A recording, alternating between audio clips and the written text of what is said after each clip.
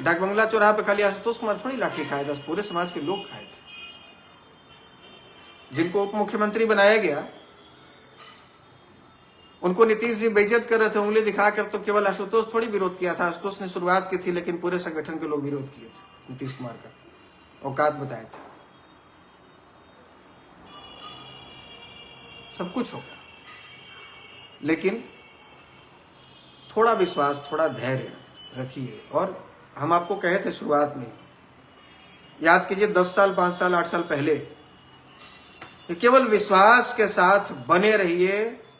हृदय की बात कह रहा हूं, विश्वास के साथ बने रहिए।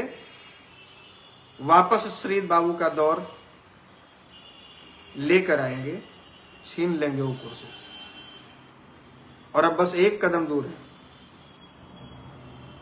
5 साल पीछे जाइए, 10 साल पीछे जाइए, कितने कदम दूर थे, और आज मात्र एक कदम दूर। थोड़ा तो भरोसा रखना सीखिए। अरे राजनीति में सीधा चला जाता है क्या? और सीधा बिल्कुल स्वाभिमान, अहंकार नहीं, इधर समझौता नहीं, उधर नहीं, बिल्कुल विचारधारा नहीं, बिल्कुल नहीं मिलेगा, नहीं इधर तो जा ही नहीं सकते, इधर बिल्कुल इसी के साथ चलना है, तो चलते रहिए। तो फिर क्यों राजनीति करना है? फिर क्यों करना है? और भारतीय जनता पार्टी यदि यही सोचती कि नहीं हम तो बिल्कुल ऐसे लोगों के साथ कोई समझौता नहीं करेंगे, चाहे वो शरद पवार हो, चाहे नीतीश कुमार हो, चाहे महबूबा मुफ्ती हो, तो क्या अपनी नीतियों में सफल होते? ये लोग तो बिल्कुल इनके उलट विचारधारा के हैं ना। शरद पवार से लेकर महबूबा मुफ्ती तक, और नीतीश कुमार भी लगातार इनके सीए एनआरसी वाले फैसले का भी बिहार में साथ में गठबंधन रहते हुए विरोध किए थे, और उस समय भी कोई नहीं बोला। ताजुब की बात है, कोई नहीं बोला। और हम लोग पूरे बिहार में नीतीश कुमार का पुतला दहन करवाए थे, पूरे बिहार में।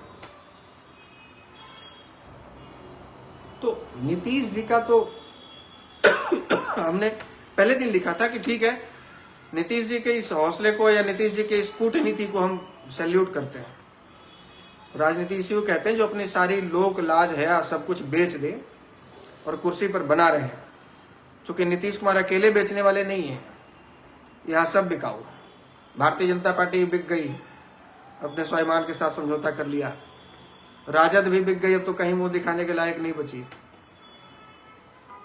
तो केवल नीतीश दोषी नहीं है, कुर्सी वाले सब ऐसे करेंगे। नीतीश कुमार की नीतियों का हम कभी समर्थन नहीं कि आगे भी नहीं करेंगे, आगे भी नहीं करेंगे। हम वो लोग नहीं है जो खूब मीडिया में चिल्लाए 4 साल के, एकदम नीतीश को उखाड़ के फेंक देंगे, नीतीश के साथ कभी समझौता नहीं, जहां नीतीश वहां हम नहीं, और आज फिर नीतीश चाचा को पैर छू के प्रणाम कर रहे हैं। हम वो लोग नहीं है।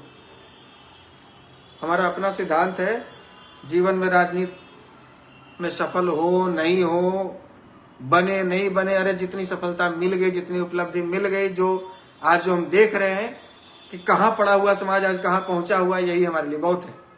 सब मिल गया, सब मिल गया। अब समाज के लोग चाहेंगे तो इससे ऊपर भी मिलेगा, समाज के लोग चाहेंगे तो इससे ऊपर भी मिलेगा। लेकिन ये आपके ऊपर निर्भर करता है कि आप कितना चाहते हैं, आप कितना इसके लिए संघर्ष करने को तैयार हैं। 1-2 आदमी संघर्ष करने से क्या होगा, हमारे चिल्लाने से क्या होगा। और ये जो आज मिला है विजय सिन्हा जी को नेता प्रतिपक्ष, विधानसभा अध्यक्ष, और ये क्या बोलते हैं उप मुख्यमंत्री, 3 महत्वपूर्ण पद होता है ना जी। मुख्यमंत्री के बाद ये तीनों सबसे बड़ा पद है। मुख्यमंत्री के बाद नेता प्रतिपक्ष सबसे बड़ा पद, विधानसभा अध्यक्ष तो मतलब सबसे सम्माननीय पद, मुख्यमंत्री भी नीचे, विधानसभा अध्यक्ष ऊपर, स्पीकर ऊपर, और अब उप मुख्यमंत्री। तो मुख्यमंत्री के बाद तो सबसे पावरफुल 3 पद मिला।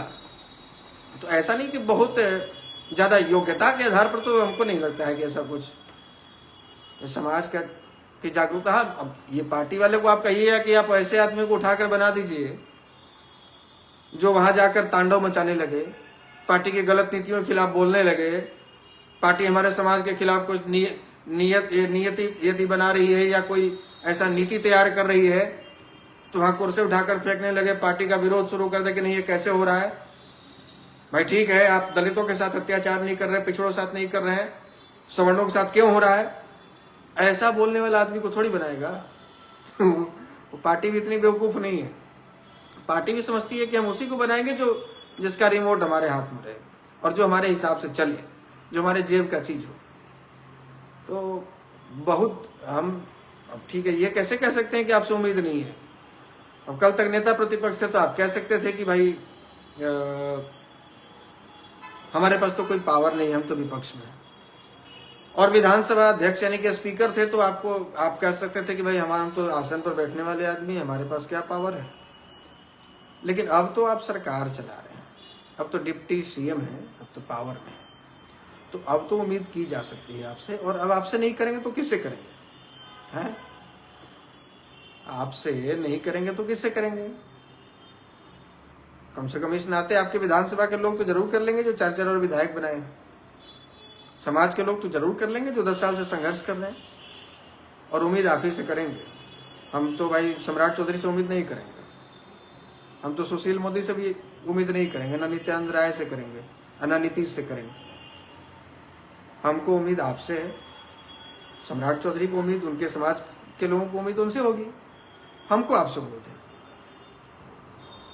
और यदि आप कह रहे हैं कि हम तो खाली आप ही से बने हैं, केवल आप ही के लिए बने हैं, तो फिर सबके लिए बने हैं ना, तो सबके लिए नीति बनाइएगा तो हमारे लिए भी बनाइए। ऐसा नहीं ना कह सकते हैं कि आपको छोड़ के बने हैं, या बिल्कुल आप हमको एक भी वोट नहीं दिए हैं, या आप हमारे लिए कुछ नहीं किए हैं तो ऐसे ही बन गए हैं। तो ऐसे ही तो यहाँ पर पंचायत अध्यक्ष और बूथ अध्यक्ष नहीं बनाती है कोई पार्टी, जब तो कोई समीकरण नहीं होता है। और उप मुख्यमंत्री कैसे बना देगी भाई? तो अब उम्मीद है कि अब आप कुछ समाज के लिए करेंगे, कम से कम गलत नीतियां, जैसे अभी देखिए विधानसभा में कई पोस्टों के लिए वैकेंसी निकाली गई, कई पदों के लिए, और उसमें कई ऐसे पद हैं जिसमें यूआर के लिए और ईडब्ल्यूएस के लिए एक भी सीट नहीं है। तो ये सब तो अन्याय है, ये सब तो बिल्कुल अन्याय है। आप बिल्कुल ना मान के चल रहे हैं। हमारी आबादी नहीं है क्या? हमारे बच्चे पढ़े लिखे नहीं है क्या? हम इस लोकतंत्र में नहीं जी रहे हैं क्या?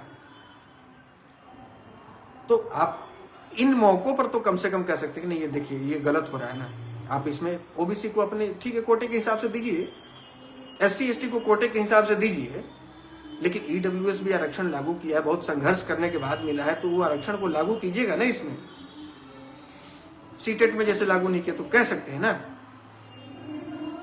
कई ऐसी वैकेंसियां निकलती हैं बिहार में जिसमें ईडब्ल्यूएस कोटा को लागू ही नहीं किया जाता। मनमर्जी है, अपनी मनमर्जी, जो मन किया जब मन किया लगाएंगे, जब मन किया कोटा लागू करेंगे, जब मन किया नहीं लागू करेंगे। जैसे नहीं होता वो कोई इस तरह का, जैसे भिखारी सड़क किनारे बैठा रहता है और हम लोग जा रहे हैं तो हमारी मर्जी हुई तो निकाल के 1 रुपया दे दिया, नहीं मर्जी हुई तो है चल। वो हाल वो कंडीशन में यहाँ के मतलब जनरल को और ईडब्ल्यूएस वालों को समझा जाता है।